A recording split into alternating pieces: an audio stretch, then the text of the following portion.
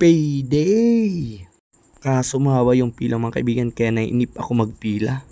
At ayan na mga kaibigan, let's go!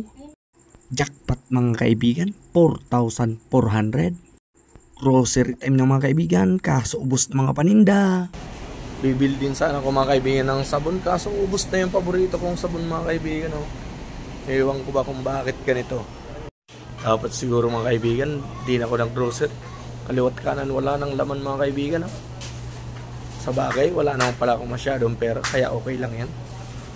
Pili-pili din ng espesyal na ulam mga kaibigan. At dahil sa mga kaibigan, magkarning manok tayo. Fried special naman para maramdaman naman natin yung sahod at mantika. Ready-made na to mga kaibigan kasi may ako magtimpla ng fried na manok. At syempre hindi mawala ang pambansang ulam, ang itlog. Walang sabon na panlaba kaya sabon na lang sa katawan. Wala na din gatas na yung binibili ko mga kaibigan na para sa anak ko. Mga ordinaryong sangkap lang mga kaibigan bibili natin. Kasi alam ko marami naman mga relief goods sa darating. Kailangan lang mga sangkap. At syempre para sa anak at asawa ko mga kaibigan.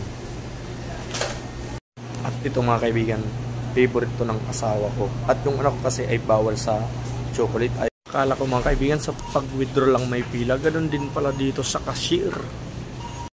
At yan lang nga mga kaibigan yung grocery ko. Ang cute-cute mga kaibigan. Kasing cute ng mga cashier na nagmumukha ng Halloween. Kahit hindi na sila magsuot ng Halloween, nakakatakot na yung nangyaring baha sa Bicol mga kaibigan. Buti na lang mga kaibigan, may mga relief po. Pagdating ko mga kaibigan, nakapag-distribute na pala ng relief. Wow, jackpot na naman tayo. Nakatipid na tayo nito mga kaibigan. Nakuha na pala ni Mrs. yung mga relief goods. Ito nga yung resibo ng grocery mga kaibigan, 723 yung gastos at nagbigay tayo ng 1,000, ang sukli 275.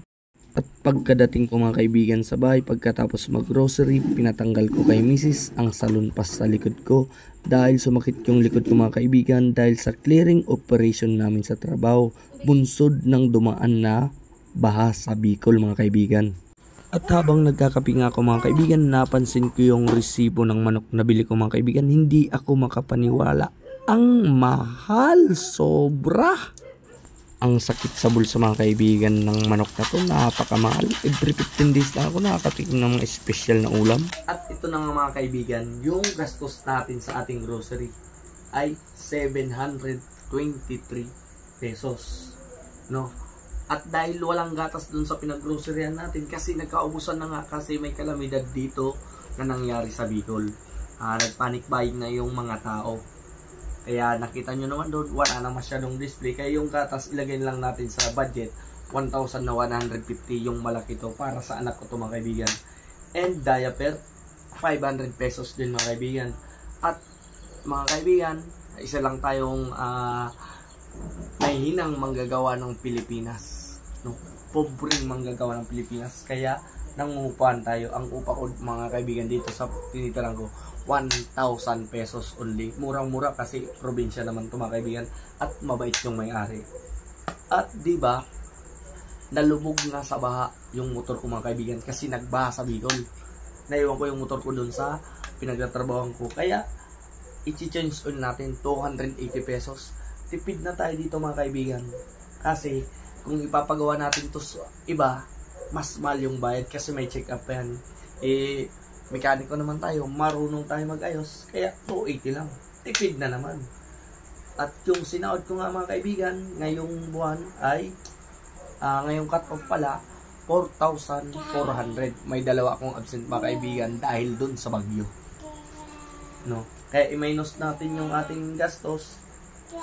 Budget pala mga kaibigan sa yan, mga budget natin yan 3,653 no ang kabuuan. Kaya minus natin dyan 747 pesos na lang mga kaibigan ang matitira. Budget pa natin yan for 15 days, no? How much more mga kaibigan kung yung pinag-groceryan natin maraming laman at marami akong binili, baka wala nang natira sa atin mga kaibigan. Kawawa naman ang manggagawang Pinoy dito sa Pilipinas.